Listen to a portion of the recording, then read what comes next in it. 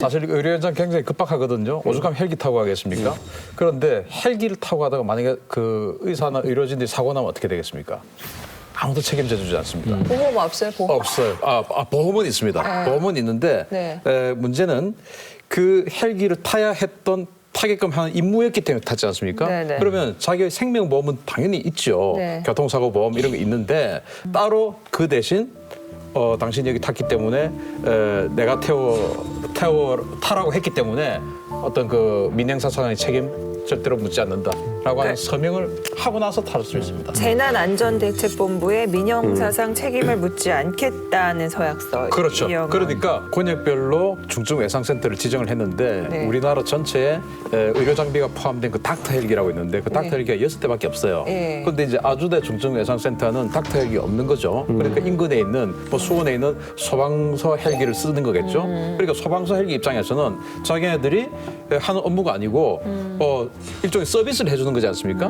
그런데 만약에 사고가 났을 때 자기네들에게 예를 들어서 뭐 평생 어떤 보상을 해달라 이렇게 하면 안 되기 때문에 그거 안 해준다 이 말인데 결국 그렇게 되면 권역별 중증외상센터에 다 사실 닥터 헬기 있어야죠. 네. 사실 이렇게 되면은 결국은 만약에 사고가 나면은 의사들은 결국은 자기가 몸담고 있는 병원을 상대로 산재 청구하는 수밖에 없죠.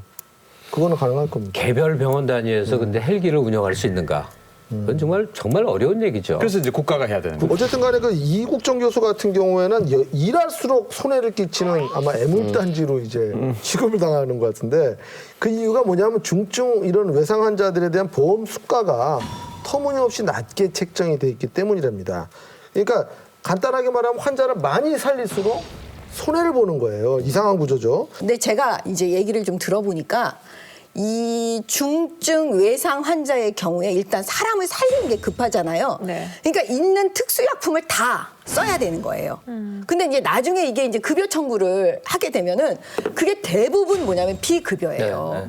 그래서 지금 아주대 병원 측에 그 이제 속해 있는 병원 측에 적자를 계속 쌓이게 만드는 거예요. 이게 다만 헬기만의 문제가 아니에요. 그러니까 비급여로 하는 이유는 그만큼 이렇게 많이 통용돼서 쓰는 게 아니기 때문에 비급여 책정한 거죠? 심평원에서는 예. 그거를 심사를 하잖아요. 예. 이 경우에는 급여, 이거는 비급여. 그러니까 근데 제가 말씀드렸잖아요. 사람을 살리는 거니까 일단 특수약물 다 쓴다니까요. 일단 예. 그게 반드시 필요했기 때문에 썼다는 그런 그 인과관계를 어떻게 증명을 해요. 그러니까 그게 이제 비급여가 되니까 점점 뭐냐면 이 적자는 쌓여가는 거예요. 재미에 감동을 더하다. TV조선